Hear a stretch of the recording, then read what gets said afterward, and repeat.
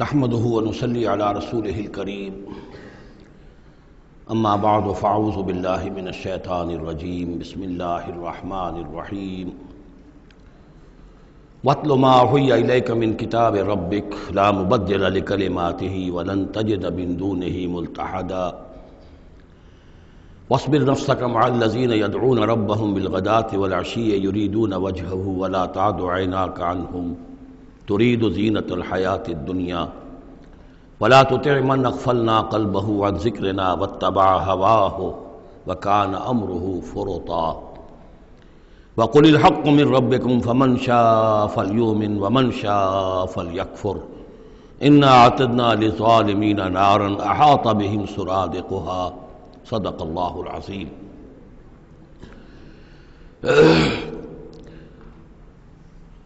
اور پڑھا کرو اس میں سے کہ جو وحی کیا گیا ہے آپ کی جانب آپ کے رب کی کتاب میں سے، اس کی باتوں کا بدلنے والا کوئی نہیں، اور نہیں پاؤ گے تم اپنے لیے اس کے سوا کوئی اور جائے پناہ۔ تھامے رکھو، روکے رکھو اپنے آپ کو ان لوگوں کے ساتھ جو پکارتے ہیں اپنے رب کو صبح و شام اور چاہتے ہیں اس کی رضا، طالب ہیں اس کے روئے انور کے، اور نہ دوڑیں آپ کی نگاہیں ان سے ہٹ کر آپ کے دنیا کو یہ محسوس ہو، یہ مغالطہ ہو کہ ترید و زینت الحیات الدنیا۔ یہ ذرا مشکل مقام ہے قرآن مجید کا کہ بظاہر تو الفاظ یہ ہیں کہ آپ کی نگاہیں دنیا کی زیبائش اور آرائش کی تلاش میں ان فقراء اور غرباء سے ہٹ کر امراء کی طرف نہ اٹھیں، لیکن ظاہر بات ہے کہ حضور صلی اللہ علیہ وسلم کی یہ شان نہیں تھی، لہذا اس میں جو بات سمجھ میں آتی ہے وہ یہ ہے کہ ایسا نہ ہو کہ آپ کے التفات کی وجہ سے دنیا یہ محسوس کرے کہ ان کی نگاہ میں بھی وقت اور اہمیت جو ہے وہ دنیاوی مال و دولت اور اسباب کی ہے۔ کسی داعی حق کے لیے یہ معاملہ بہت ہی نازک ہوتا ہے کہ ایک طرف جو حالات و واقعات ہیں اس کے اعتبار سے، جو حقائق ہیں اس کے اعتبار سے، معاشرے کے جو اونچے طبقات ہوتے ہیں، جو وہاں سرداری یا کسی اور طرح کی سربراہی کے منصب پر فائز ہوں یا ان کے پاس فراوانی ہو دولت کی، اب ظاہر بات ہے کہ ان کا ایک اثر و رسوخ ہوتا ہے معاشرے میں۔ ان میں سے کوئی ایک شخص ایمان لے آئے تو وہ بہت سے لوگوں کے برابر ہو جائے گا، جیسے حضرت عمر رضی اللہ تعالیٰ عنہ اور ابو جہل کو حضور نے دونوں کو پیش کیا اللہ کے سامنے کہ اللہ ان میں سے ایک کو ضرور میری جھولی میں ڈال دے۔ ظاہر بات ہے کہ اس سے اسلام کو تقویت حاصل ہوگی، اور اس سے یہ ہے کہ جن مسلمانوں پر کا قافیہ تنگ ہوا ہے، جن کو ستایا جا رہا ہے، اگر کوئی بڑا آدمی ایمان لے آئے گا تو ان کو بھی سہارا ملے گا، جیسے کہ حضرت عمر اور حضرت حمزہ کے ایمان لانے کے بعد جو غرباء تھے، فقراء تھے اور جو غلام تھے انہیں ستایا جا رہا تھا، انہیں کچھ ریلیف ملا ہے۔ اس حوالے سے ایک طرف تو اس کی ضرورت ہوتی ہے کہ ان کی طرف توجہ کی جائے، التفات رکھا جائے، تاکہ اگر وہ ایمان لے آئے تو اس سے ایمان کو بھی تقویت ہو، اسلام کو تقویت ہو، مسلمانوں کو بھی فائدہ پہنچے۔ دوسری طرف یہ اندیشہ ہوتا ہے کہ غرباء کا دل نہ دکھے، تیسری طرف یہ کہ لوگ یہ نہ سمجھیں کہ یہ بھی زیادہ جو ہے مدارات کرتے ہیں اور زیادہ التفات کرتے ہیں امراء کی طرف، اہم لوگوں کی طرف، گویا کہ ان کی نگاہوں میں بھی دنیا کی انہی چیزوں کی وقت ہے، انہی چیزوں کی اہمیت ہے۔ تو یہ تین طرف کے چیز سمجھیے کہ یہ چکی دو پارٹوں والی نہیں، تین پارٹوں والی ہے، کہ جس میں کوئی داعی جو ہوتا ہے وہ اس مخمصے میں آ جاتا ہے کہ ایک طرف تقاضا یہ ہے خود تحریک کا، دعوت کا، اس جد و جہد کا، اس کے تقاضے یہ ہیں کہ ان کی طرف التفات ہو، ان کی طرف توجہ کی جائے تاکہ ان میں سے کچھ لوگ ایمان لے آئیں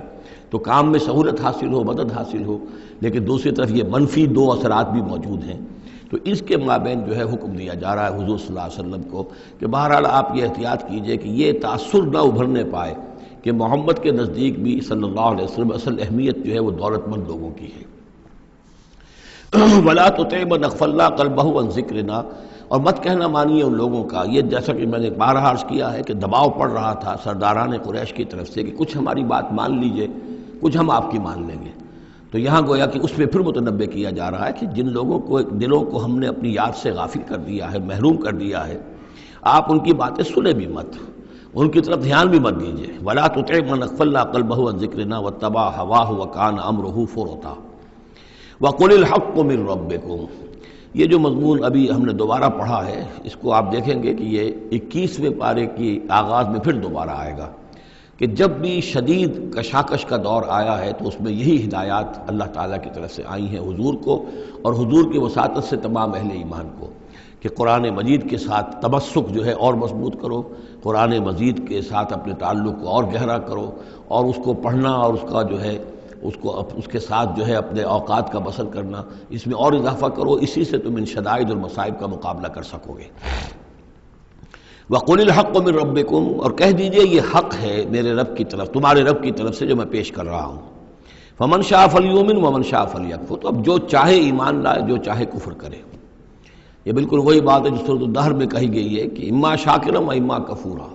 ہم نے پورا اختیار دے دیا، انا ہدیناہ السبیل اما شاکرا و اما کفورا، یہ اختیار ہم نے انسان کو دیا ہے، چاہے شکر گزار بندہ بنے، چاہے کفران نعمت کی روش اختیار کرے۔ تو یہاں انداز یہ ہے کہ آپ ان کفار سے کہہ دیں کہ میں دعوت پیش کر رہا ہوں، اب تمہیں ایمان لانا ہے لاؤ، کفر کرنا ہے کفر کرو، لیکن بین کی کوئی بات نہیں ہو سکتی، کوئی گیو اینڈ ٹیک، کوئی جو ہے کمپرومائز، یہ ممکن نہیں ہے۔ قُلِ الْحَقُّ مِن رَبِّكُمْ، ٹیک اٹ اور لیو اٹ، یہ حق ہے تمہارے رب کی طرف سے، چاہے اسے چھوڑ دو تو پورے کو چھوڑنا ہوگا، قبول کرنا ہے تو پورے کو کرنا ہوگا۔ فَمَن شَاءَ فَلْيُؤْمِنْ وَمَن شَاءَ فَلْيَكْفُرْ إِنَّا أَعْتَدْنَا لِلظَّالِمِينَ نَارًا، ہم نے ظالموں کے لیے، کافروں کے لیے، مشرکوں کے لیے آگ تیار کر رکھی ہے، احاطہ بہم سرادقها، اس کی قناتیں ان کا احاطہ کر لیں گی، وہ قناتوں کی شکل میں آگ ہوگی، ان کو گھیرے میں لے لیں گی۔ وَإِن يَسْتَغِيثُوا، اور اگر وہ پیاس سے جہاں بلب ہو کر پانی مانگیں گے، يُغَاثُوا بِمَاءٍ كَالْمُهْلِ يَشْفِي الْوُجُوهَ، تو انہیں ایسا پانی دیا جائے گا پینے کے لیے کہ جیسے بھول، یہ جو محل کے ترجمے کئی کیے گئے ہیں، کھولتے تیل کی تلچھٹ، لاوا، پگھلا ہوا تانبا اور پیپ وغیرہ، مان سدید، ان میں، اور وہ اتنا گرم ہوگا یشوی الوجوہ کہ ان کے چہروں کو بھون دے گا۔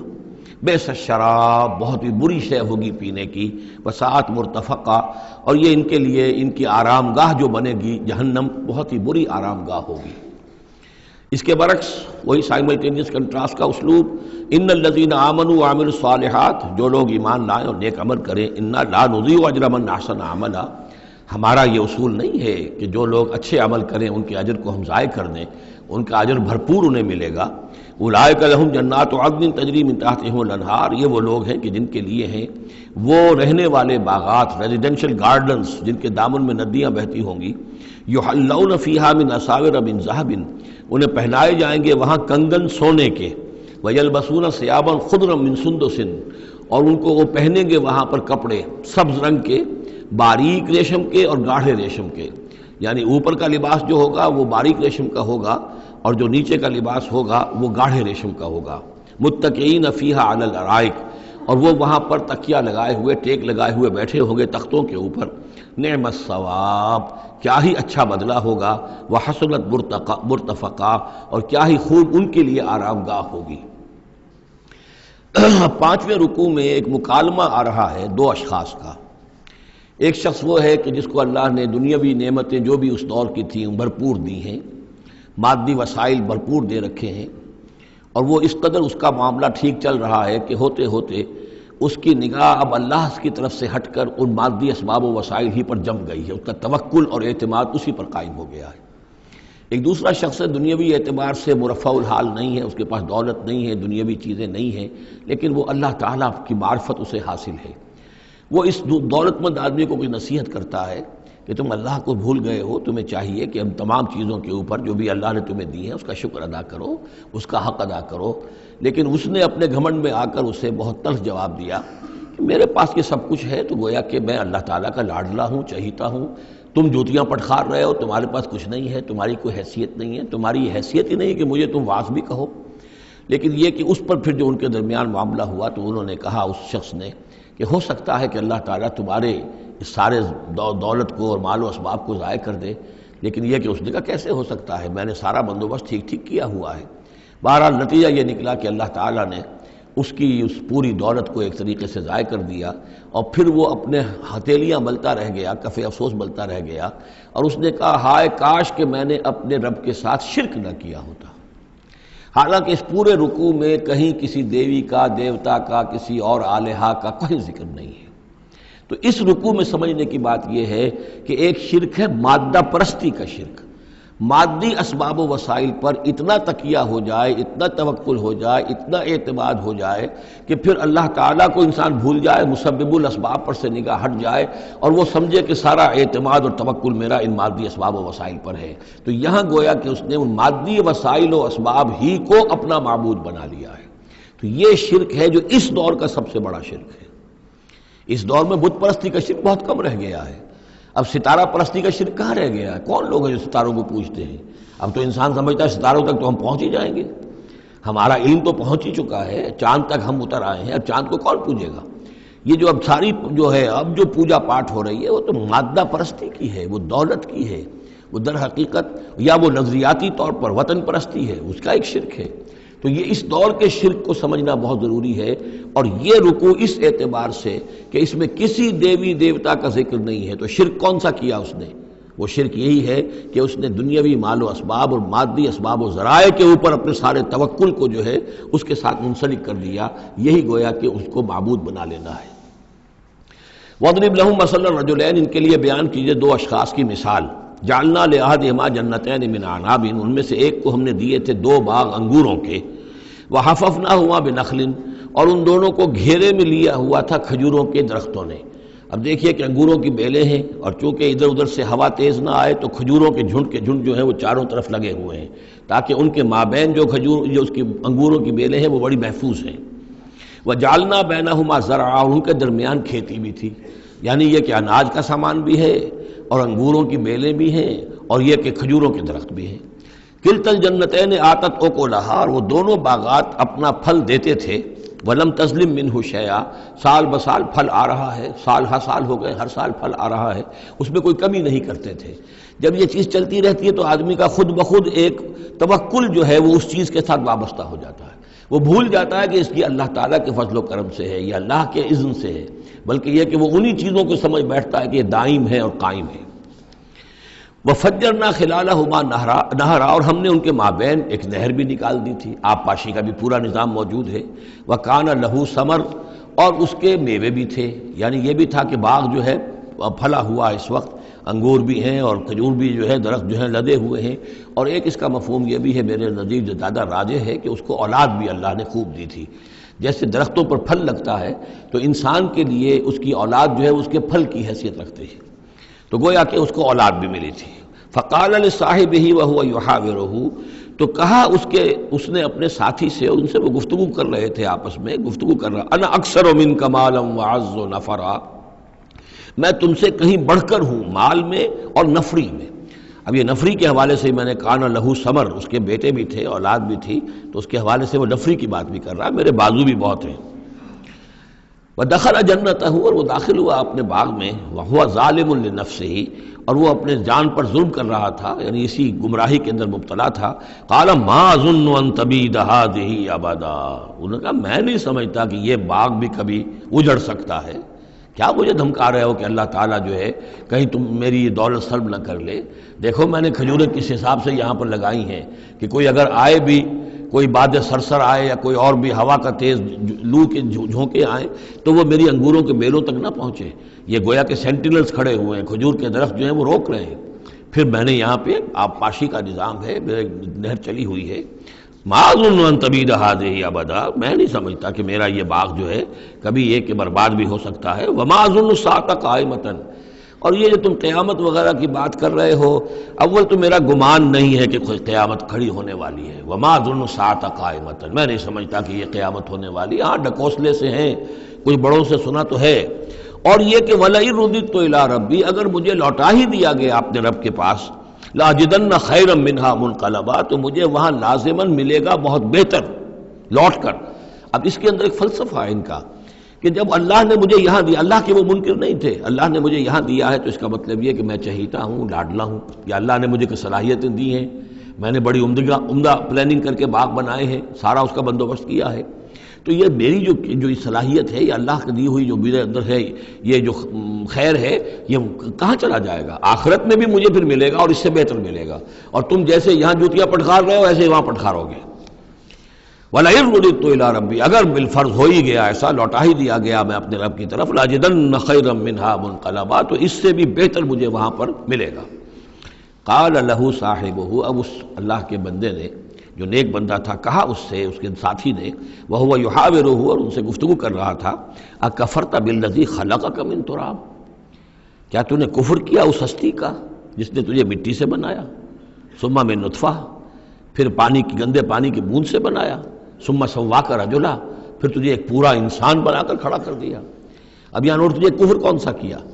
یعنی یہ کہ وہ رب مان رہا ہے اللہ کو، اور رب کے ساتھ اس نے کسی اور کا ذکر نہیں کیا ہے۔ مطلب یہ کہ آخرت کا انکار در حقیقت اللہ کا انکار ہے۔ اگر تم آخرت کے بارے میں جو کہہ رہے ہو کہ نہیں میں نہیں سمجھتا کہ یہ کوئی ہونے والی بات ہے، تو چاہے تم اللہ کو اقرار کر رہے ہو، لیکن حقیقت میں اگر آخرت کو نہیں مانتے تو گویا کہ اللہ کا انکار ہے۔ لیکن هو اللہ ربی، لیکن جہاں تک میرا معاملہ ہے، میں نے تو اللہ کو اپنا رب مانا ہوا ہے، وہی میرا مالک ہے، آقا ہے، ولا اشرک بربی احدا، اور میں اپنے رب کے ساتھ کسی کو شریک نہیں ٹھہراتا۔ ولولا اذ دخلت جنتک قلت ما شاء اللہ، اور کیوں نہ ایسا ہوا کہ اللہ کے بندے جب تو اپنے باغ میں داخل ہوا، تو نے باغ دیکھا پھلا ہوا ہے، ہرا بھرا ہے، ہر طرف منظر جو ہے بڑا دل خوشکن منظر ہے، تو کہتا ما شاء اللہ۔ یہ پھر وہی مجلسی کلمہ آ گیا جس میں توحید کوٹ کوٹ کر بھری ہوئی ہے، ماشاء اللہ، یہ جو اللہ نے چاہا، جو اللہ نے چاہا، یہ سب اس کے فضل و کرم سے ہے۔ لا قوت الا باللہ، کوئی طاقت نہیں ہے اللہ کے سوا۔ اگر اللہ کی طرف سے یہ بات نہ ہوتی تو میرے اندر کوئی صلاحیت نہیں تھی، اللہ ہی کی ہے در حقیقت، یہ دین ہے اسی کی عطا ہے۔ ان ترن انا اقل منک مالا و ولدا، اگر تم دیکھ رہے ہو کہ میں تم سے کم ہوں مال میں بھی اور اولاد میں بھی، فعسى ربی ان یؤتینی خیرا من جنتک، تو مجھے تو اپنے رب کے بارے میں یہ یقین ہے کہ وہ جب چاہے مجھے تیرے باغ سے بہتر باغ دے سکتا ہے، وَيُرْسِلَ عَلَيْهَا حُسْبَانًا، اور تیرے باغ کے اوپر وہ کوئی اوپر سے کوئی لو کا جھونکا ایسا بھیج سکتا ہے، من السماء، آسمان سے، فَتُصْبِحَ صَعِيدًا زَلَقًا، کہ یہ پورا باغ جو ہے یہ جو ایک ایسا چٹیل میدان ہو کر رہ جائے کہ یہاں کوئی درخت رہے نہ بیلے رہے۔ معلوم ہوا کہ ہر چیز جب آنکھ کھلی گل کی تو موسم تھا خزاں کا، یہ ہو سکتا ہے، عین ممکن ہے۔ اور یصبح ماؤہا غوراً، یا اللہ آسمان سے کوئی ایسی نہ بھی بھیجے کوئی چیز بلا، تو اس کا پانی ہی جو تمہارا یہ جو چشمہ چل رہا ہے، وہ پانی ہی اگر زمین کے اندر گہرا اتر جائے، یہ چشمہ خشک ہو جائے، فلن تستطیع لہ طلبا، اور پھر تو پانی کہیں سے لا نہ سکے، تو یہ باغ خود بخود اچڑ جائے گا۔ یہ سارے امکانات ہیں، مسبب الاسباب نے تمہارے لیے اس وقت سارے اسباب جمع کر رکھے ہیں، جب چاہے گا ان میں سے کسی ایک سبب کی بھی اگر تناب کھینچ لے تو یہ سارا معاملہ جو ہے یہ تو شیش محل کی طرح کا ہے، ایک ہی جو پتھر ہے وہ اس سب کو چکنا چور کر دے گا۔ وَأُحِيطَ بِثَمَرِهِ، معلوم ہوتا کہ وہ بہت ہی کوئی اللہ کا پہنچا ہوا شخص تھا، جو اللہ کا دوست تھا، اور اس کا دل دکھایا اس شخص نے، جس کو تانا دیا اسے انا خیر من، کہ انا اکثر منک مالا و ولدا، تو اس حوالے سے اس کا دل دکھا ہے۔ اور یہ جان لیجئے کہ کسی اللہ والے کا من عادى لي وليا فاذنته للحرب، تو ایک حدیث قدسی ہے، جو شخص میرے کسی ولی کے ساتھ دشمنی کرے پھر میری طرف سے اس کے خلاف اعلان جنگ ہے۔ تو اس نے چونکہ یہ دل دکھایا ہے، اور فارسی کا ایک شعر بھی بڑا مزیدار ہے کہ ہیچ قوم را خدا رسوا نہ کرد، تا دلے صاحب دلے نامد میں درد، کسی صاحب دل کے دل کو ٹھیس لگتی ہے، درد اس کے اندر پیدا ہو جاتا ہے، صاحب دل ہو، اللہ کی محبت اس کے دل میں ہو اور اسے ٹھیس پہنچے، تو تا دلے صاحب دلے نامد میں درد، ہیچ قوم را خدا رسوا نہ کر، قومیں بڑی رسوا ہو جاتی ہیں کسی ایک اللہ والے کی کہ دل جو ہے اس کی دل کو اگر تکلیف پہنچے۔ تو وَأُحِيطَ بِثَمَرِهِ، اس کا سارا ثمر سمیٹ لیا گیا، اللہ تعالیٰ نے جو کچھ اس کو دیا تھا وہ سلب کر لیا، باغ بھی ختم ہوا، اولاد بھی ختم ہوئی۔ فَأَصْبَحَ يُقَلِّبُ كَفَّيْهِ عَلَى مَا أَنفَقَ فِيهَا، تو وہ رہ گیا کو ملتا ہوا، اپنی ہتھیلیوں کو ملتا ہوا، جسے ہم کہتے ہیں کفِ افسوس ملنا۔ یقلب کفیہ علی ما انفق فیہا، جو کچھ اس نے خرچ کیا تھا، انویسٹ کیا تھا، محنت کی تھی، کتنا عرصہ لگا تھا اس باغ کے پلاننگ میں، باغ کو اس نے لگایا تھا، کہاں کہاں سے پودے لایا ہوگا، ما انفق فیہا وہی خاویۃ علی عروشہا، اور وہ باغ جو ہے گرا پڑا ہوا تھا اپنی چھتریاں کے اوپر، کیونکہ جو انگور کی بیلیں ہوتی ہیں وہ ٹٹیاں ہوتی ہیں، چھتریاں ہوتی ہیں، وہ سب اوندھی پڑی ہیں۔ وَيَقُولُ يَا لَيْتَنِي لَمْ أُشْرِكْ بِرَبِّي أَحَدًا، اور اس وقت وہ کہہ رہا تھا ہائے میری شامت، کیا کاش کہ میں نے اپنے رب کے ساتھ شرک نہ کیا ہوتا۔ اب یہ کون سا شرک ہے؟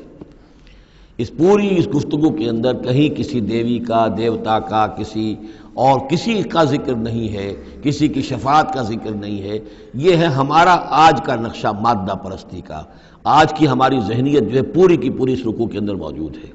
وَلَمْ تَكُنْ لَهُ فِئَةٌ يَنْصُرُونَهُ، اور نہ ہوئی پھر اس کی کوئی جماعت، کوئی اس کی فوج ہوتی جو اس کی مدد کرتی من دون اللہ، اللہ کے مقابلے میں۔ وَمَا كَانَ مُنْتَصِرًا، اور نہ ہی وہ اس قابل تھا کہ کسی سے انتقام لے۔ کس سے انتقام لے؟ سارا فیصلہ تو اللہ کی طرف سے ہوا ہے۔ هُنَالِكَ الْوَلَایَةُ لِلَّهِ الْحَقِّ، یہاں تو حکومت اور اختیار کل کا کل اللہ ہی کے لیے ہے، سچے اللہ کے لیے جو الحق ہے۔ یہ ولایا ہے واو کے زبر کے ساتھ۔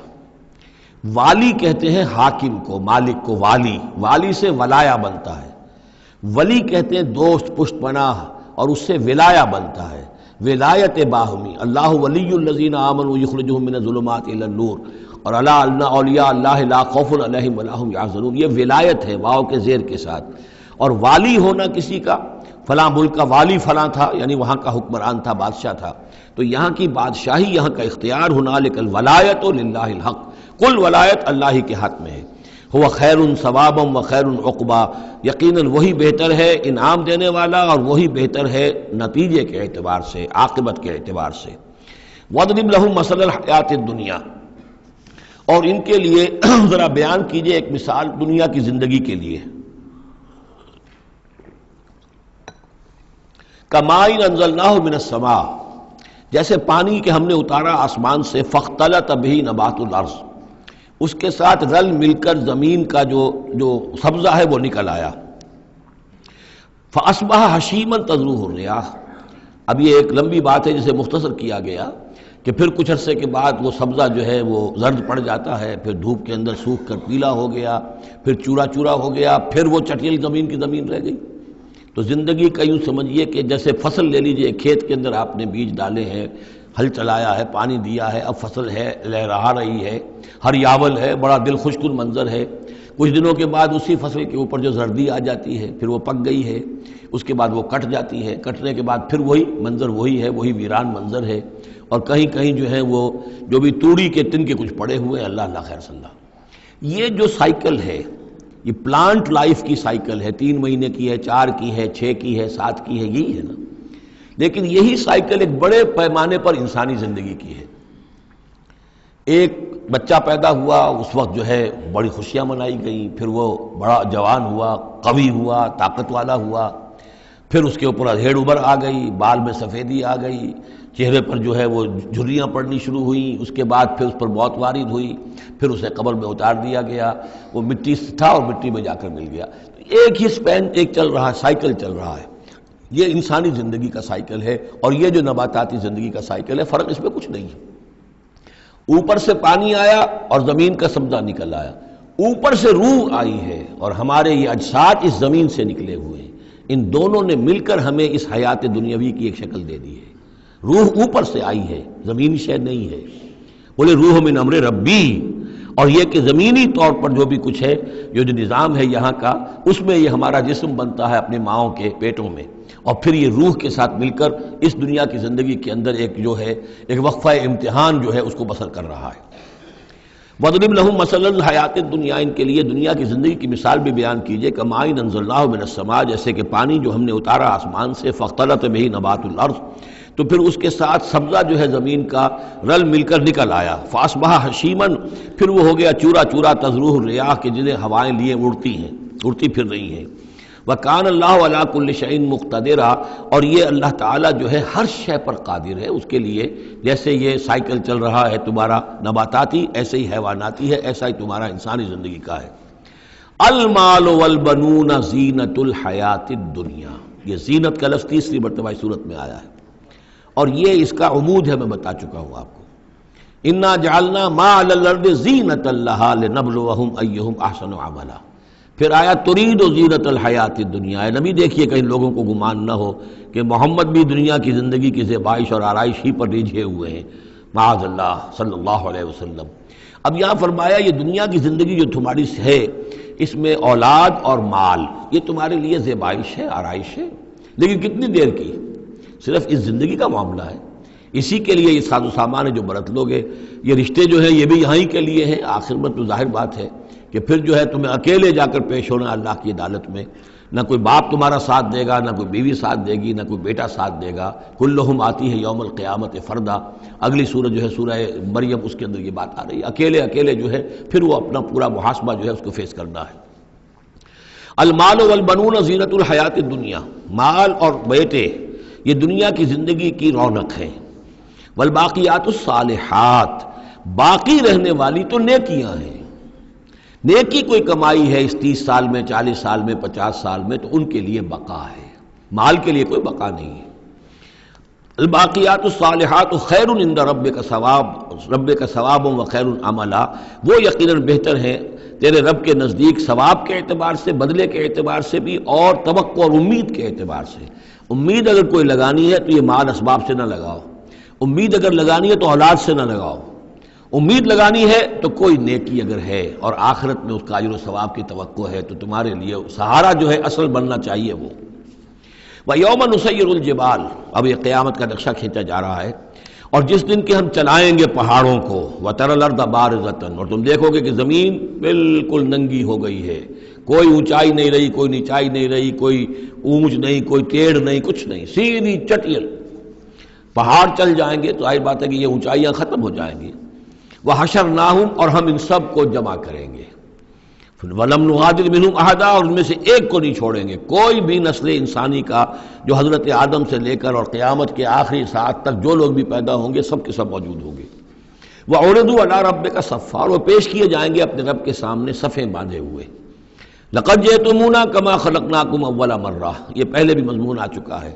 آ گئے ہونا ہمارے پاس جیسے کہ ہم نے پیدا کیا تھا پہلی مرتبہ۔ پہلی مرتبہ کب؟ عالم ارواح میں، وہ اکٹھے تھے سب کے سب۔ بعد میں جو دنیا میں پیدائش ہماری ہوئی ہے یہ تخلیق ہے دوسری مرتبہ،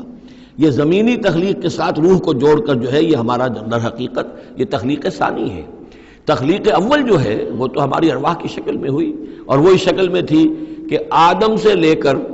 اگر کل دنیا کی زندگی 15,000 برس ہو، فرض کیجئے آدم کے بعد سے لے کر قیامت تک، تو 15,000 برس تک جتنے انسان نسل آدم میں پیدا ہوئے بیک وقت وہ موجود تھے اس وقت بھی، اور بیک وقت موجود ہوں گے قیامت کے میدان میں بھی۔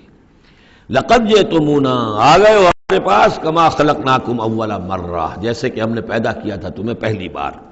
بَلْ زَعَمْتُمْ أَن لَّن نَّجْعَلَ لَكُم مَّوْعِدًا، اس وقت ہم نے تم سے ایک قول و قرار لیا تھا، لست بربکم قالوا بلا، لیکن اس دنیا کی زندگی میں تمہیں یہ گمان ہو گیا تھا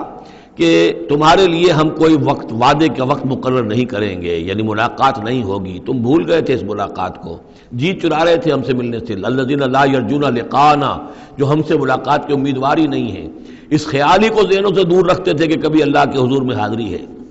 ووضع الکتاب، اور اعمال نامہ لا کر رکھ دیا جائے گا، وضع۔ اب وہ اعمال نامہ کیا ہوگا؟ کون سا جوائنٹ قسم کا کوئی کمپیوٹر ہوگا؟ ہر فرد نوع بشر، آدم کی ہر نسل کا اس میں پورا کارنامہ زندگی محفوظ ہوگا۔ آپ کو معلوم ہے جیسے کمپیوٹر کے اوپر ایک بٹن دبتا ہے اور وہ سب آ گیا، اور ایک بٹن دبے گا اس کا پورا جو چھپ کر بھی آ گیا۔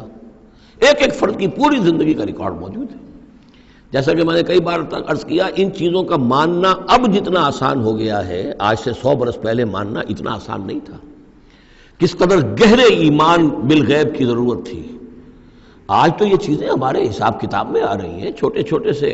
بٹن کی طرح کا تو ٹیپ ریکارڈر ہوتا ہے کہ آپ سے ملنے کے لیے کوئی آیا ہے آپ کو پتہ ہی نہیں، اور اس کا جو بٹن ہے، جو کوڈ کا آپ بٹن سمجھ رہے ہیں، وہ ٹیپ ریکارڈر ہے، وہ آپ کے ساتھ جو گفتگو ریکارڈ ہو رہی ہے آپ کو پتہ ہی نہیں۔ تو صورتحال یہ ہو چکی ہے، ذرا لگائیے کہیں پر اور آپ کو معلوم ہوگا کہ آپ کی ساری گفتگو سن لیجیے آپ۔ تو یہ ساری ریکارڈنگ کے ہر چیز محفوظ ہو رہی ہے، اعمال نامے میں ہر شے موجود ہے۔ ووضع الکتاب، اور وہ لا کر اعمال نامہ رکھ دیا جائے گا، کہیں سے وہ کمپیوٹر شاید کس جگہ پر ہے اور وہاں سے وہ انسٹال جو ہے وہاں سے لا کر میدان حشر میں ٹکایا جائے گا۔ ووضع الکتاب فترى المجرمین مشفقین مما فیہ، تم دیکھو گے اب مجرموں کو ڈر رہے ہوں گے، کانپ رہے ہوں گے کہ اس میں کیا کچھ ہے۔ وَيَقُولُونَ، اور وہ کہتے ہوں گے، یا ویلتنا، ہائے ہماری شامت، ما لہذا الکتاب، یہ کیسا اعمال نامہ ہے، لا یغادر صغیرۃ ولا کبیرۃ، اس نے تو کسی چھوٹی سی چھوٹی بات کو نہیں چھوڑا، نہ کسی بڑی بات کو چھوڑا، الا احصاها، مگر یہ کہ اس کو محفوظ رکھا ہوا ہے۔ اس نے تو مائنیوٹس ڈیٹیلز کو بھی اومٹ نہیں کیا ہے کیسا ہی اعمال نامہ، ما لہذا الکتاب لا یغادر صغیرۃ ولا کبیرۃ الا احصاها ووجدوا ما عملوا حاضرا، ما عملوا، اور وہ پائیں گے جو بھی عمل انہوں نے کیا ہوگا اسے موجود۔ ولا یظلم ربک احدا، تیرا رب کسی پر ظلم نہیں کرے گا، یہ تمہارے اپنے اعمال ہیں۔ اب دیکھیے یہاں 6 رکوع ختم ہوئے، 7واں رکوع شروع ہو رہا ہے، اور 7ویں رکوع کی پہلی آیت سورہ بنی اسرائیل میں بھی یہی تھی، وَإِذْ قُلْنَا لِلْمَلَائِكَةِ اسْجُدُوا لِآدَمَ فَسَجَدُوا إِلَّا إِبْلِيسَ، بالکل ٹھیک درمیان میں سورہ بنی اسرائیل میں بھی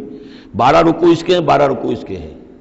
سورہ بنی اسرائیل کی 111 آیات ہے، سورہ کہف کی 110 آیت ہے، یعنی یوں سمجھیے کہ نہایت حسین، متوازن، ہر اعتبار سے بہت ہی خوبصورت جوڑا ہے۔ اس کی نسبت زوجیت جو ہے اس سورہ بنی اسرائیل اور سورہ کہف کی بہت نمایاں ہے۔ میری ایک کتاب ہے، وہ اس میں آخری جو ہے اسی پر بحث ہے، قرآن حکیم کی صورتوں کا اجمالی تجزیہ، جس میں کہ اس کی نسبت زوجیت کو میں نے بڑی تفصیل کے ساتھ، اگرچہ بڑی اختصار ہے لیکن جامعیت کے ساتھ بیان کر دیا ہے۔ وَإِذْ قُلْنَا لِلْمَلَائِكَةِ اسْجُدُوا لِآدَمَ فَسَجَدُوا إِلَّا إِبْلِيسَ، اور جو یاد کرو جب کہ ہم نے کہا تھا فرشتوں سے کہ جھکو آدم کے سامنے، سجدہ کرو آدم کو، تو ان سب نے سجدہ کیا لیکن نہیں کیا ابلیس نے۔ کان من الجن، اب یہاں وہ حقیقت کھول دی گئی جو بقیہ 6 جگہوں پر نہیں ہے، وہ جنات میں سے تھا۔ فَفَسَقَ عَنْ أَمْرِ رَبِّهِ، فا یہاں پر اب علت کو ظاہر کر رہا ہے۔ فرشتہ کبھی بھی اللہ کے حکم سے سرتابی نہیں کرتا، فرشتہ اللہ کے حکم کی نافرمانی نہیں کرتا۔ یفعلون ما یؤمرون لا یعصون اللہ ما امرهم، تو یہ جو نافرمانی اس نے کی ہے اس کی وجہ یہ ہے کہ وہ فرشتوں میں سے نہیں تھا، جنات میں سے تھا۔ کان من الجن ففسق عن امر ربه، تو اس نے وہ نکل بھاگا اپنے رب کے حکم سے، یہ نافرمانی کی اپنے رب کے فرمان کی۔ افتتخذونہ وذریتہ اولیاء من دونی، تو سوچو اے اولاد آدم، کیا تم اس کو اپنا ولی بناتے ہو اور اس کی نسل کو، اس کی اولاد کو، اس کے چیلوں چاٹوں کو، اس کے ایجنٹوں کو، ان سے دوستیاں کاٹتے ہو؟ من دونی، مجھے چھوڑ کر۔ میں تمہارا خیر خواہ، میں نے تمہارے سامنے سارے فرشتوں کو جھکوا دیا، میں نے تمہیں خلافت عرضی عطا فرمائی، تم میری کریشن کا ماسٹر پیس، کلائمیکس، اور تم بدبختو تم نے مجھے چھوڑ کر دوست بنایا اس شیطان لعین کو اور اس کے ایجنٹوں کو اور اس کی اولاد کو، چاہے وہ اس کے ایجنٹ جو ہیں وہ اس کے صلب سے ہیں، اس کی اولاد سے ہیں، اور یا یہ کہ انسانوں میں سے ہیں۔ افتتخذونہ وذریتہ اولیاء من دونی، کیا تم اسے اور اس کے اولیاء اور اس کی نسل کے لوگوں کو، اس کی اولاد کو ولی بنا رہے ہو مجھے چھوڑ کر، وہم لکم عدو، جبکہ فی الواقع وہ تمہارے دشمن ہیں۔ بئس للظالمین بدلا، کتنا برا بدل ہے کہ جو ان ظالموں نے اپنے لیے اختیار کیا ہے۔ اللہ کو چھوڑ کر ان کی رفاقت، اللہ کی دوستی چھوڑ کر اس شیطان لعین کی دوستی۔ ما اشہدتہم خلق السماوات والارض ولا خلق انفسہم، میں نے تو ان جنات کو نہ تو انہیں شہید بنایا تھا آسمان اور زمین کی تخلیق کا، اور نہ ان کے اپنی تخلیق کا۔ وما کنت متخذ المضلین عضدا، اور میں ایسے بہکانے والوں کو اپنا مددگار نہیں بنایا کرتا۔ یہ جو تم نے ان کو میرے برابر بنا دیا، اس کو مجھے چھوڑ کر انہیں ولی بنا لیا، ان کی دوستی کر رہے ہو، تو آسمان کی اور زمین کی تخلیق میں، بلکہ خود ان کی تخلیق میں وہ کوئی اس کے شاہد نہیں ہے۔ وَيَوْمَ يَقُولُ نَادُوا شُرَكَائِيَ الَّذِينَ زَعَمْتُمْ، اور جس دن کہ اللہ کہے گا کہ پکارو ذرا میرے ان شرکاء کو جن کا تمہیں زعم ہو گیا تھا، تمہیں گمان تھا کہ وہ میرے شریک ہیں، فَدَعُوهُمْ، تو وہ پکاریں گے ان کو، فَلَمْ يَسْتَجِيبُوا لَهُمْ، تو وہ انہیں کوئی جواب نہیں دیں گے، وَجَعَلْنَا بَيْنَهُمْ مَوْبِقًا، اور ان کے درمیان ہم ہلاکت والی گھاٹی حائل کر دیں گے، خلیج حائل کر دیں گے، کہ وہ جو شرکاء چاہے اولیاء اللہ ہی ہوں اور چاہے وہ انبیاء ہوں اور چاہے فرشتے ہوں، لیکن وہ کہ خلیج حائل ہوگی ہلاکت کی، وہ ان کی مدد کے لیے یا ان کی بات سن کر ان کے سفارش کرنے کے لیے نہیں آ سکیں گے۔ وَرَأَى الْمُجْرِمُونَ النَّارَ، اور مجرمین جو ہیں، ظالم، گناہ گار، کافر، وہ دیکھیں گے آگ کو کہ اب یہ ہے جس میں ہمیں جھونکا جانا ہے، فَظَنُّوا أَنَّهُمْ وَاقِعُوهَا، اور انہیں یقین ہو جائے گا کہ اب وہ اس میں ڈال دیے جائیں گے، وَلَمْ يَجِدُوا عَنْهَا مَصْرِفًا، اور وہ نہیں پائیں گے اس سے کہیں بھی بھاگنے کی کوئی جگہ، اس سے انحراف کی کوئی راستہ۔ وَلَقَدْ صَرَّفْنَا فِي هَذَا الْقُرْآنِ لِلنَّاسِ مِنْ كُلِّ مَثَلٍ، یہ آیت جو کہ تو سورہ بنی اسرائیل میں بھی آیت نمبر 89 ہے، وہاں یہاں یہ آیت 54 ہے، لیکن فرق کیا ہے؟ وہاں ہے وَلَقَدْ صَرَّفْنَا فِي هَذَا الْقُرْآنِ مِنْ كُلِّ مَثَلٍ، وَلَقَدْ صَرَّفْنَا فِي الْقُرْآنِ، وہاں ذرا الفاظ کا تھوڑا سا فرق ہے۔ وَكَانَ الْإِنسَانُ أَكْثَرَ شَيْءٍ جَدَلًا، ہم نے اس قرآن میں کل مثالیں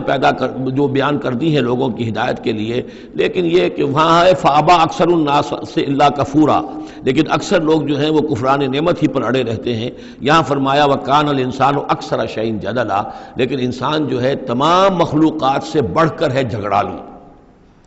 وَمَا مَنَعَ النَّاسَ أَن يُؤْمِنُوا، یہ الفاظ بھی جو کہ تو سورہ بنی اسرائیل میں بھی آئے تھے۔ وَمَا مَنَعَ النَّاسَ أَن يُؤْمِنُوا آیت نمبر 94 ہے یہ وہاں۔ وَمَا مَنَعَ النَّاسَ أَن يُؤْمِنُوا إِذْ جَاءَهُمُ الْهُدَىٰ وَيَسْتَغْفِرُوا رَبَّهُمْ، اور نہیں روکا لوگوں نے کو ایمان لانے سے جبکہ ان کے پاس ہدایت آ گئی کہ وہ استغفار کرتے اپنے رب سے۔ إِلَّا أَن تَأْتِيَهُمْ سُنَّةُ الْأَوَّلِينَ، وہاں آیا ہے إِلَّا أَن قَالُوا أَبَعَثَ اللَّهُ بَشَرًا رَسُولًا، کہ ان کو ایمان سے روکنے والی ان کا یہ خیال تھا کہ کیا اللہ تعالیٰ نے انسان کو رسول بنا کر بھیجا ہے۔ یہاں فرمایا الا ان تاتیہم سنت الاولین، ان کو جو روکا گیا ہے وما منع الناس ان یؤمنوا اذ جاءهم الہدی، یہ جو رک گئے ہیں جب ہدایت ان کے پاس آ گئی کہ ایمان نہیں لا رہے اور استغفار نہیں کر رہے، الا ان تاتیہم سنت الاولین، مگر یہ کہ ان پر آ کر رہے گی اب وہی جو پہلو کا جو انجام ہوا تھا وہی ان کے اوپر بھی مسلط ہوگا، او یاتیہم العذاب قبلا، یا یہ کہ عذاب ان کے سامنے آ جائے گا۔ وما نرسل المرسلین الا مبشرین ومنذرین، یہاں پہ جمع کے صیغے میں آ رہا ہے، سورہ بنی اسرائیل میں واحد کے صیغے میں آیا تھا آخری رکوع میں، وما ارسلناک الا مبشرا ونذیرا، اور ہم نے نہیں بھیجا ہے محمد آپ کو مگر مبشر اور نذیر بنا کر۔ یہاں جمع کے صیغے میں وما نرسل المرسلین الا مبشرین ومنذرین ویجادل الذین کفروا بالباطل، اور یہ کافر جو ہیں یہ جھگڑتے ہیں کفر اور بالباطل، جھوٹ کے لیے، جھوٹ کی طرف سے، لیدحضوا بہ الحق، تاکہ اس کے ذریعے سے حق کو بچلا دیں، حق کو ٹلا دیں، حق کو شکست دے دیں۔ یہ جھگڑ رہے ہیں، دلیل بازی کر رہے ہیں، مناظرے کر رہے ہیں، کٹ حجتیاں کر رہے ہیں۔ وَيُجَادِلُ الَّذِينَ كَفَرُوا بِالْبَاطِلِ لِيُدْحِضُوا بِهِ الْحَقَّ وَاتَّخَذُوا آيَاتِي وَمَا أُنذِرُوا هُزُوًا، اور انہوں نے میری آیات کو اور جو انہیں انذار کیا گیا، خبردار کیا گیا، اس کو ہنسی مذاق اور ٹھٹھا بنا لیا ہے۔ وَمَنْ أَظْلَمُ مِمَّنْ ذُكِّرَ بِآيَاتِ رَبِّهِ، اس شخص سے بڑھ کر ظالم کون ہوگا جسے اس کے رب کی آیات کے ذریعے سے نصیحت کی جائے، یاد دہانی کرائی جائے، فَأَعْرَضَ عَنْهَا، پھر بھی وہ اعراض کرے ان آیات الہیہ سے، وَنَسِیَ مَا قَدَّمَتْ يَدَاهُ، اور بھول جائے کہ اس کے دونوں ہاتھوں نے آگے کیا بھیجا ہوا ہے، کیا کرتوت ہے جو بھیجے ہوئے ہیں۔ اگر تو ایمان لے آتا، ان آیات سے استفادہ کرتا، اپنے کیے پر پچھتاتا، توبہ کرتا، اس دنیا ہی میں اپنے سابقہ گناہوں کی اللہ تعالیٰ سے معافی لے کر جاتا۔ لیکن یہ کہ یہاں تو صورت یہ ہے کہ وَمَنْ أَظْلَمُ مِمَّنْ ذُكِّرَ بِآيَاتِ رَبِّهِ، اسے تذکیر کی گئی، نصیحت کی گئی اس کے رب کی آیات سے، فَأَعْرَضَ عَنْهَا، اس نے اعراض کیا، وَنَسِیَ مَا قَدَّمَتْ يَدَاهُ، اور بھولے رہا وہ کہ کیا کچھ اس نے آگے بھیجا ہوا ہے، کیا جھانٹ جکاڑ جو ہے اس نے عاقبت کے لیے تیار کیا ہوا ہے۔ اِنَّا جَعَلْنَا عَلَىٰ قُلُوبِهِمْ أَكِنَّةً أَن يَفْقَهُوهُ، یہ مضمون بھی آ چکا ہے سورہ بنی اسرائیل میں، حجابا مستورا، اور ہم نے ان کے دلوں کے اوپر جو ہے پردے ڈال دیے ہیں۔ اِنَّا جَعَلْنَا عَلَىٰ قُلُوبِهِمْ أَكِنَّةً أَن يَفْقَهُوهُ، ہم نے ان کے دلوں کے اوپر پردے ڈال دیے ہیں کہ اسے سمجھ نہ پائیں، وَفِي آذَانِهِمْ وَقْرًا، اور ان کے کانوں میں ہم نے ثقل پیدا کر دیا، بوجھ پیدا کر دیا کہ یہ سن نہیں سکتے۔ وَإِن تَدْعُوهُمْ إِلَى الْهُدَىٰ، اور اگر آپ پکاریں گے انہیں ہدایت کی طرف دعوت دیں گے، فَلَن يَهْتَدُوا إِذًا أَبَدًا، تو یہ کبھی بھی ہدایت پانے والے نہیں ہیں۔ یعنی اب ان کے دلوں پر مہر لگ چکی ہے، اب اللہ تعالیٰ کا وہ جو قانون ہے ہدایت و ضلالت کا، اس کی جو آخری دفعہ ہے وہ ان کے اوپر لگ چکی ہے، ان کے اوپر اپلائی ہو چکی ہے۔ وَرَبُّكَ الْغَفُورُ ذُو الرَّحْمَةِ، اور آپ کا رب جو ہے بہت بخشنے والا ہے، بہت رحمت والا ہے۔ لَوْ يُؤَاخِذُهُم بِمَا كَسَبُوا لَعَجَّلَ لَهُمُ الْعَذَابَ، اگر وہ جو کچھ بھی ان کی کمائیاں ہیں، جو کرتوت ہیں، ان کے اوپر فوراً مواخذہ کر لیتا تو بہت جلدی ان کو عذاب جو ہے بھیج دیتا۔ اس سے پہلے آ چکا ہے، پھر زمین کے اوپر تو کوئی ایک انسان بھی باقی نہ رہتا اگر فوری طور پر انسان کو جو ہے سزا دے دی جائے۔ لَعَجَّلَ لَهُمُ الْعَذَابَ، تو اللہ تعالیٰ یقیناً بہت جلدی دے دیتا ان کو عذاب۔ بل لَهُم مَوْعِدٌ، نہیں، ان کے لیے ایک وقت ہے، وعدے کا وقت ہے جو معین ہے۔ لَن يَجِدُوا مِن دُونِهِ مَوْعِلًا، وہ اس سے کہیں سرکنے کی جگہ نہیں پائیں گے۔ جب وہ اجل آ جائے گی، جب وہ موعد آ جائے گا، جو وعدے کا وقت آ جائے گا، پھر جیسے پہلے ہم پڑھ چکے لا يستقدمون ولا يستاخرون، نہ اب آگے جا سکیں گے نہ پیچھے۔ وَإِذْ قَالَ وَتِلْكَ الْقُرَىٰ أَهْلَكْنَاهُمْ لَمَّا ظَلَمُوا، اور یہ وہ بستیاں ہیں جن کا کہ ذکر ہم قرآن مجید میں بار بار کر چکے ہیں۔ یہ احقاف کے اندر جو لوگ آباد تھے، اور یہ جو حجر میں لوگ تھے، اصحاب الایکا تھے، وہ عمورہ اور صدوم کی بستیاں تھیں۔ وَتِلْكَ الْقُرَىٰ أَهْلَكْنَاهُمْ لَمَّا ظَلَمُوا، ہم نے ان کے رہنے والوں کو ہلاک کیا جبکہ انہوں نے ظلم کی روش اختیار کی، شرک کی اور کفر کی روش اختیار کی۔ وَجَعَلْنَا لِمَهْلِكِهِمْ مَوْعِدًا، اور ان کی بھی ہلاکت اور بربادی کے لیے ہم نے ایک وعدے کا وقت معین کر دیا تھا، اس وقت معین سے پہلے عذاب ان پر بھی نہیں آ سکتا تھا۔ وَإِذْ قَالَ مُوسَىٰ لِفَتَاهُ لَا أَبْرَحُ حَتَّىٰ أَبْلُغَ مَجْمَعَ الْبَحْرَيْنِ أَوْ أَمْضِيَ حُقُبًا۔ اب یہ دو رکوع ہیں کہ جن میں حضرت موسیٰ علیہ السلام کے ایک سفر کا ذکر ہے۔ روایات میں جو بات معلوم ہوتی ہے اور وہ اس قرآن مجید کے بیان کے ساتھ وہ چیز مطابقت رکھتی ہے، اس لیے بیان کر رہا ہوں کہ حضرت موسیٰ کو اللہ تعالیٰ نے حکم دیا کہ فلاں جگہ پر جاؤ اور وہاں تمہیں ہمارا ایک بندہ ملے گا،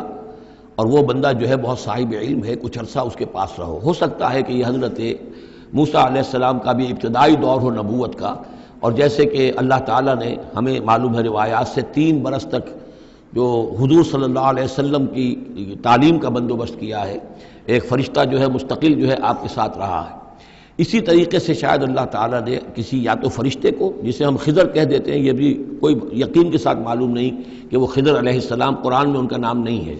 یہ بھی رائے ہے کہ وہ فرشتے ہیں، یہ بھی رائے ہے کہ وہ انسانوں میں سے کوئی انسان ہے جن کو اللہ تعالیٰ نے بہت لمبی عمر دے دی ہے، جیسے جن کو دے رکھی ہے ایک ابلیس کو، تو انسانوں میں سے ایک اچھے اپنے نیک اور اپنے پسندیدہ اور برگزیدہ انسان کو بھی اس نے بہت بڑی عمر دے رکھی ہے، وہ حضرت خضر ہے۔ واللہ عالم، اس کے بارے میں کوئی تفصیل ہم نہیں جان سکتے، لیکن یہ کہ حضرت موسیٰ علیہ السلام سے کہیں کسی جگہ پر ان کو یہ خیال آ گیا کہ شاید اس وقت روئے ارضی پر سب سے زیادہ علم جو ہے اللہ تعالیٰ نے مجھے عطا کیا ہے، لیکن اس کے لیے پھر ذرا تعدیباً اور تربیتاً اور تعلیماً اب انہیں کہا گیا کہ فلاں ہمارا بندہ فلاں جگہ جاؤ، تمہاری ملاقات ہوگی، کچھ دیر اس کے پاس رہو اور دیکھو کہ وہ اس سے کیا حکمت تم سیکھ سکتے ہو۔ اب اس کے لیے حضرت موسیٰ نکلے ہیں اپنے نوجوان ساتھی خادم کے ساتھ، یوشع ابن نون ان کو ساتھ لے کر۔ وَإِذْ قَالَ مُوسَىٰ لِفَتَاهُ لَا أَبْرَحُ حَتَّىٰ أَبْلُغَ مَجْمَعَ الْبَحْرَيْنِ، اور جب کہا موسیٰ نے اپنے اس نوجوان ساتھی سے جن کا نام یوشع ابن نون ہے کہ میں نہیں باز آؤں گا یہاں تک کہ چلتا رہوں اور پہنچ جاؤں مجمع البحرین تک، جہاں پر کہ دونوں دریا مل جاتے ہیں، او امضی حقبا، یا پھر میں چلتا رہوں گا، چاہے وہ مجھے سینکڑوں برس گزر جائیں میں چلتا رہوں گا۔ بتایا گیا تھا مجمع البحرین پر وہ ملے گا، اور خاص نشانی اس کی بتا دی گئی تھی کہ ہمارا وہ بندہ وہاں ملے گا تمہیں۔ اب مجمع البحرین پر بھی اختلاف ہے، ایک کا تو خیال یہ ہے، وہ جو نقشہ میں نے آپ کو دکھایا تھا، کہ یہ جو ریڈ سی ہے، اس کی جو 2 کھاڑیاں ہو جاتی ہیں، تو ان کا جو مقام اتصال ہے گویا کہ وہاں بھیجا گیا کہ یہاں پر، لیکن صحیح رائے زیادہ جو ہے وہ یہ ہے کہ یہ جو دریائے نیل آتا ہے مصر میں، تو یہ سوڈان سے آتا ہے، تو 2 دریا مل کر یہ دریا بنتے ہیں، النیل ازرق اور النیل الابیض، ایک سفید رنگ کا پانی ہے اور ایک میں نیلے رنگ کا پانی ہے۔ یہ نقشہ ہمیں بھی اٹک پر نظر آتا ہے، دریائے سندھ جو تربیلا سے نکل کر پانی آتا ہے وہ نیلے رنگ کا ہے، اور جو دریائے کابل کا پانی آ رہا ہوتا ہے مغرب سے تو اس کا وہ پانی گدلا ہے، اور کافی دور تک پھر ہمیں نظر آتا ہے کہ یہ دریائے کابل کا پانی چل رہا ہے گدلے رنگ کا، اور یہ صاف صاف پانی جو ہے دریائے سندھ کا چل رہا ہے۔ تو اسی طرح کا معاملہ وہاں پر ہے، نیل جو ہے نیلا نیل اور سفید نیل، النیل الازرق اور النیل الابیض، وہاں پر پہنچے ہیں کہیں، یہ یوں سمجھیے خرطوم کے آس پاس، کہ میں اب چلتا جاؤں گا۔ فلما بلغا مجمع بینہما، جب یہ پہنچ گئے اس دونوں دریاؤں کے ملنے کی جگہ پر، نسیا حوتہما، یہ بتا دیا گیا تھا کہ ایک جو مچھلی ہے تل کر اس کو ساتھ لے لینا تاکہ تمہارے وہ غذا کا کام بھی دے گی، اور اسی کو نشانی بنانا تھا اللہ نے بتانے کے لیے کہ کس جگہ پر وہ اس شخص سے ملاقات ہوگی۔ جب وہ پہنچے ان دونوں کی مجمع کے مقام پر، نسیا حوتہما، تو انہوں بھول گئے اپنی اس مچھلی کو، فاتخذ سبیلہ فی البحر سربا، اور وہ مچھلی جو ہے وہ زندہ ہو کر، حالانکہ بھنی ہوئی تھی تلی ہوئی تھی، وہ زندہ ہو کر اور اس نے وہ سرنگ سی بنا کر اور سمندر میں چلی گئی۔ فلما جاوزا، اب یہ نقشہ جو ہے یہ ان کے جو ساتھی تھے یوشع ابن نون، انہوں نے دیکھا ہے اپنی نگاہ سے کہ یہ معاملہ ہوا ہے، لیکن یہ کہ اس کا تذکرہ کرنا حضرت موسیٰ علیہ السلام سے بھول گئے۔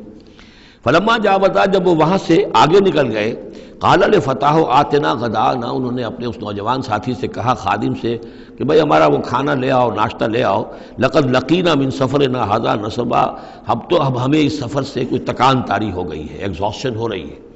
اور یہاں یہ نقطہ بیان کیا ہے مفسرین نے کہ چونکہ اس اصل مقام سے آگے نکل آئے تھے اس لیے اب تکان ہوئی ہے، ورنہ جو مقام تک پہنچنا تھا وہاں تک انہیں تکان کا کوئی احساس نہیں ہوا۔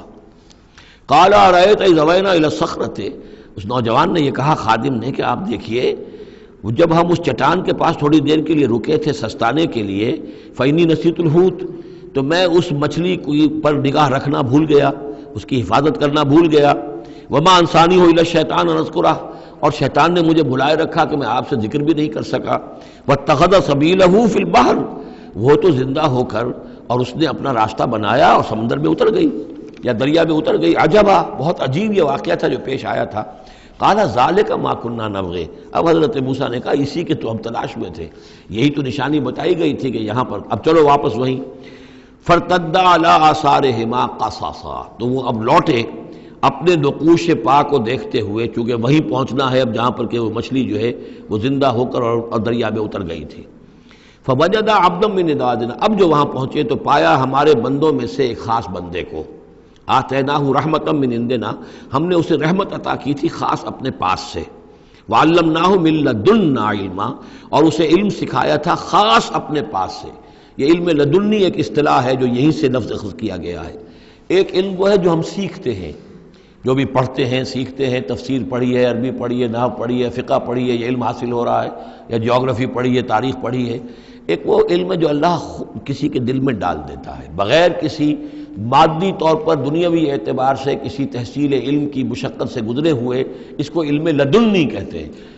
لدن کہتے ہیں نزدیک، لدن اللہ، لدنی ہم نے اپنے پاس سے، اپنے خاص خزانہ فضل سے، خاص خزانہ فیض سے اسے علم عطا کیا تھا. ہم نے اسے رحمت بھی دی تھی. آتیناہ رحمتا من عندنا وعلمناہ من لدنا علما. قال لہ موسیٰ، ان سے کہا موسیٰ نے، هل اتبعک، اگر آپ اجازت دیں تو میں کچھ عرصہ آپ کے ساتھ رہوں، علی ان تعلمنی مما علمت رشدا، لیکن اس لیے اس شرط کے ساتھ کہ آپ مجھے بھی سکھائیں کچھ جو آپ کو علم دیا گیا ہے اور جو بڑی سعادت مجھے اللہ نے بتایا ہے کہ آپ کو اللہ نے بڑا عقل، بڑی سمجھ بوجھ اور بڑی حکمت عطا کی ہے. قال انک لن تستطیع معی صبرا، انہوں نے کہا کہ دیکھو تم میرے ساتھ رہ کر صبر نہیں کر سکو گے. وَكَيْفَ تَصْبِرُ عَلَىٰ مَا لَمْ تُحِطْ بِهِ خُبْرًا، اور کیسے صبر کرو گے اس چیز پر کہ جس کا کہ علم تمہارے پاس نہیں ہے، جس کا تم نے احاطہ نہیں کیا ہے. تمہیں تو بات بڑی غلط لگے گی، عجیب سی لگے گی. قَالَ سَتَجِدُنِي إِن شَاءَ اللَّهُ صَابِرًا، حضرت موسیٰ نے کہا کہ نہیں، انشاءاللہ آپ مجھے صابر پائیں گے، میں صبر کروں گا. وَلَا عَصِي لَكَ أَمْرًا، اور میں آپ کی کسی حکم کی خلاف ورزی نہیں کروں گا. اب دیکھیے یہاں انشاءاللہ صبر کے ساتھ تو آ گیا، ولا عاصی لک امرا، آپ کے حکم کی خلاف ورزی نہیں کروں گا، یہاں انشاءاللہ نہیں آیا ہے اور اسی میں خلاف ورزی ہو گئی. یعنی یہ کہ انہوں نے جو حکم دیا تھا پھر اس کی وہ پابندی نہیں کر پائے. ولا تقولن لشیء انی فاعل ذلک غدا، اس کے ساتھ اس کو جوڑ لیجئے جو ہم پڑھا ہے اسی صورت میں. حضور سے کہا گیا تھا کبھی نہ یہ کہیے گا، یہاں بھی کہتے ہیں انشاءاللہ میں کوشش کروں گا، انشاءاللہ اللہ تعالیٰ کے فضل و کرم سے میں آپ کے حکم کی خلاف ورزی نہیں کروں گا. قال فإن اتبعتنی، اب یہ حکم ہے ان کا. انہوں نے کہا کہ اگر تم میرے ساتھ چلنا چاہتے ہو، رہنا چاہتے ہو، فلا تسألنی عن شیء،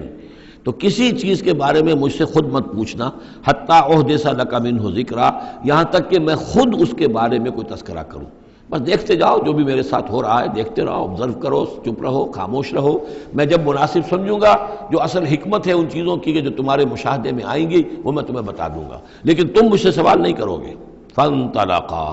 اب وہ دونوں چلے، گویا کہ حضرت موسیٰ نے وہ بات مان لی. حتی اذا رکبا فی السفینۃ، یہاں تک کہ جب وہ دونوں سوار ہوئے کشتی میں. خرقہا، اب ان صاحب نے، یہ جو صاحب موسیٰ انہیں کہیں یا حضرت خضر کہیں، انہوں نے کشتی کا ایک تختہ اکھاڑ دیا. قال خرقتہا لتغرق اہلہا، اب حضرت موسیٰ علیہ السلام کہاں خاموش رہنے والے تھے. اتنا غلط کام کر رہے ہو تم، ساری کشتی کو ڈبونا چاہتے ہو. کیا تم نے توڑ ڈالا ہے، پھاڑ دیا ہے اس کشتی کو تاکہ غرق کر دو اس کے اندر جو سوار ہیں ان سب کو. لقد جئت شیئا امرا، یہ تو آپ نے ایک بہت غلط کام کیا، بہت بھاری ایک جرم ہے جو آپ سے سرزد ہوا ہے. قال الم اقل انک لن تستطیع معی صبرا، انہوں نے کہا کیا میں نے نہیں کہا تھا کہ تم میرے ساتھ صبر نہیں کر سکو گے. تو اصل بات سمجھ لیجئے وہ کیا ہے کہ دنیا میں جو ظاہر میں کوئی عمل ہو رہا ہوتا ہے ہم اس کو دیکھتے ہیں، اس کے پیچھے اللہ کی کیا مشیت کام کر رہی ہے وہ ہمیں نظر نہیں آتی. بظاہر کوئی شے ہمارے لیے بری ہے، اس کے پیچھے کوئی خیر آ رہا ہے، ہم اس بری چیز کو برا سمجھ کر اور وہ ہم جو ہے نالا و شیون کا معاملہ اختیار کر دیتے ہیں. عسیٰ ان تکرہوا شیئا وہو خیر لکم وعسیٰ ان تحبوا شیئا وہو شر لکم واللہ یعلم وانتم لا تعلمون. یہ ہے اصل میں وہ بات کہ جو سورہ بقرہ میں ہم نے پڑھی تھی. ہو سکتا ہے تم کسی چیز کو برا سمجھو جبکہ حقیقت میں وہ تمہارے لیے بہتر ہو، اور ہو سکتا ہے کہ تم کسی چیز کو اچھا سمجھو، حقیقت میں تمہارے لیے وہ مضر ہو. اللہ جانتا تم نہیں جانتے. تو تفویض الامر ہونا چاہیے اللہ کی طرف، اے اللہ جو تجھے میرے لیے پسند ہے. لیکن یہ جو بھی فرشتے کر رہے ہوتے ہیں، اور ظاہر بات ہے یہ بھی ہو سکتا ہے فرشتے ہوں یا اولیاء اللہ میں سے کسی کی روح ہے، تو جیسا کہ شاہ ولی اللہ کا قول میں نے آپ کو سنایا ہے کہ وہ بھی ملائکہ کے طبقہ اسفل میں شامل ہو جاتے ہیں اور وہی اللہ تعالیٰ کے احکام کی جو ہے تنفیذ کرتے ہیں۔ تو یہ شرعی احکام نہیں ہے، یہ تکوینی احکام ہے۔ کسی کا بچہ جو ہے چھت کے اوپر سے گرا مر گیا، اب وہ تو چیخ رہا ہے، ماں بھی چیخ رہی ہے، بہن بھائی بھی چیخ رہے ہیں، اب کیا پتا کہ یہ بچہ جو ہے اگر بڑا ہو جاتا تو یہ ماں باپ کے لیے سوہان روح ہوتا۔ اللہ نے ان کے لیے خیر کیا ہے کہ اس بچے کو اس وقت لے لیا ہے، لیکن انہیں تو پتہ نہیں کہ آئندہ کیا ہونا تھا۔ تو ہم ظاہر کو دیکھ کر جو ہے گھبرا جاتے ہیں اور اس کو اپنے لیے برا سمجھ بیٹھتے ہیں، جبکہ اللہ تعالیٰ کی بیدک الخیر، اللہ کے ہاتھ میں خیر ہی خیر ہے، لیکن ہماری شارٹ سائٹڈنس ہے کہ جس کی وجہ سے ہم چیزوں کو کسی اور رنگ میں لے رہے ہیں۔ اس کے لیے یہ 3 واقعات ہیں کہ جو انہوں دکھائے گئے۔ قال لا تؤاخذنی بما نسیت ولا ترهقنی من امری عسرا، تو انہوں نے کہا، حضرت موسیٰ نے عرض کیا لا تؤاخذنی بما نسیت، مجھ سے مواخذہ نہ کیجئے اس پر کہ میں بھول گیا کہ میں نے آپ سے وعدہ کیا تھا کہ میں آپ سے کوئی سوال نہیں کروں گا، ولا ترهقنی من امری عسرا، اور نہ دباؤ ڈالیے مجھ پر میرے معاملے میں کچھ زیادہ سختی نہ کیجئے، ایسا نہ ہو کہ ایک ہی دفعہ کی میری غلطی کے اوپر کہتے ہیں جاؤ اب یہاں سے، بلکہ ذرا یہ نرمی کیجئے۔ فانطلقا، پھر چلے دونوں، حتی اذا لقیا غلاما قتلہ، جب ایک نوجوان سے ملاقات ہوئی اس نے قتل کر دیا اس کو، حضرت خضر نے۔ قال قتلت نفسا زکیۃ بغیر نفس، حضرت موسیٰ علیہ السلام پھر بولے یہ کیا کیا آپ نے؟ ایک بے گناہ جان کو آپ نے قتل کر دیا اس کے بغیر کہ اس نے کسی کا خون بہایا ہو۔ لقد جئت شیئا نکرا، یہ تو آپ نے بہت ہی نامعقول حرکت کی ہے۔ قال الم اقل انک لن تستطیع معی صبرا، اب انہوں نے بھی ذرا ڈانٹ کے انداز میں کہا الم اقل لک، کیا میں نے نہیں کہا تھا تم سے کہ تم میرے ساتھ صبر نہیں کر سکو گے؟ قال ان سالتک عن شیء بعدها فلا تصاحبنی، حضرت موسیٰ نے عرض کیا کہ اچھا ٹھیک ہے، اب اگر تیسری مرتبہ مجھ سے غلطی ہو جائے، دوسری مرتبہ اور مجھے معافی دے دیں، اگر اب میں اس کے بعد کوئی آپ سے سوال کروں تو پھر ٹھیک ہے، آپ مجھے اپنے ساتھ نہ رکھیے گا، فلا تصاحبنی، پھر یہ کہ میں اپنا راستہ لے لوں گا۔ قد بلغت من لدنی عذرا، میری جانب سے آپ نے جو ہے حجت قائم کر دی ہے اور آپ عذر جو ہے اب آپ کر سکتے ہیں کہ آپ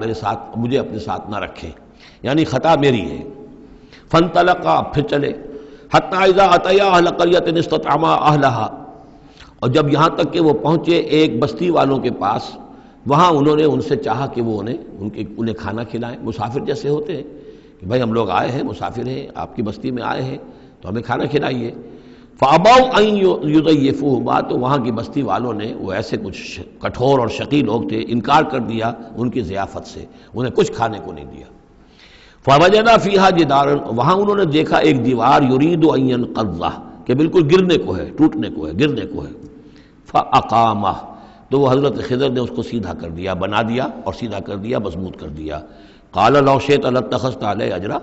تو حضرت موسیٰ نے پھر کہا کہ اگر آپ چاہتے، یہ اتنے ناہنجار لوگ، انہوں نے مسافروں کو کھانا تک نہیں دیا اور آپ نے بغیر مزدوری لیے ہوئے ان کا کام کر دیا، ان کی دیوار سیدھی کر دی۔ لو شئت لاتخذت علیہ اجرا، آپ اس پر اجرت طلب کرتے ان سے، اور یہ جو اجرت سے جو ہے بہرحال ہم جو ہے کچھ نہ کچھ کھاتے پیتے۔ قال ھذا فراق بینی و بینک،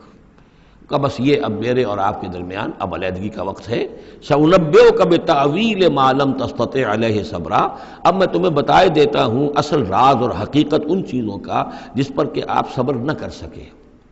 اما السفینہ، جہاں تک اس کشتی کا معاملہ ہے، فکانت لمساکین یعملون فی البحر، تو یہ ان مزدوروں کی ملکیت تھی کہ جو دریا میں محنت کرتے ہیں، جیسے کشتی ہے ادھر سے ادھر اتار دیا، 2 پیسے لے لیے، ایک پیسہ لے لیا، یہ مزدوری کر رہے ہیں، ان کے لیے گویا کہ کمائی کا اور ان کی معاش کا یہی ذریعہ ہے۔ فاردت ان اعیبھا، میں نے یہ چاہا کہ اس کو عیب دار کر دوں۔